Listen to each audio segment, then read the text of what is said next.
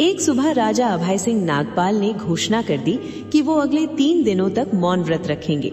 उन्होंने सेनापति सेंचुत को बुलाया और कागज पर लिखकर आदेश दिया, आज से मैं किसी से बात नहीं करूंगा। जो मुझे बोलने पर मजबूर करेगा उसे 100 कोड़े लगेंगे। सेंचुत ने मुस्कुराते हुए सिर झुकाया और कहा, जो आज्ञा महाराज। पहला दिन राजा दरबार में बैठे थे, तभी सेंचुत एक विदेशी व्यापारी को लेकर आया।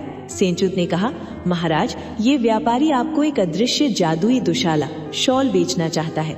इसकी खासियत ये है कि ये सिर्फ उसी को दिखती है जिसने कभी झूठ न बोला हो और जिसके पिता वास्तव में एक राजा हो। राजा ने अपनी आंखें फाड़ कर देखा पर उन्हें कुछ दिखाई नहीं दिया। वो घबरा गए, क्या मैं झूठ बोलता हूँ?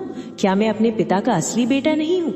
लेकिन मौन व्रत की वजह से वो चुप रहे और बस सिर हिला दिया। दूसरा दिन सेंचुत ने महल के रसोइये को बुलाकर राजा के सामने खड़ा कर दिया।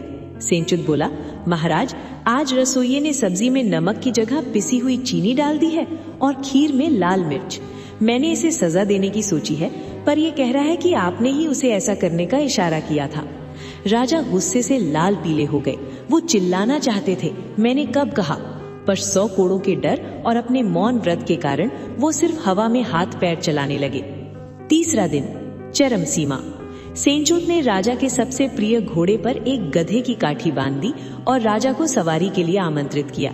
जैसे ही राजा बाहर आए, उन्होंने देखा कि पूरा नगर उन्हें देख रहा है।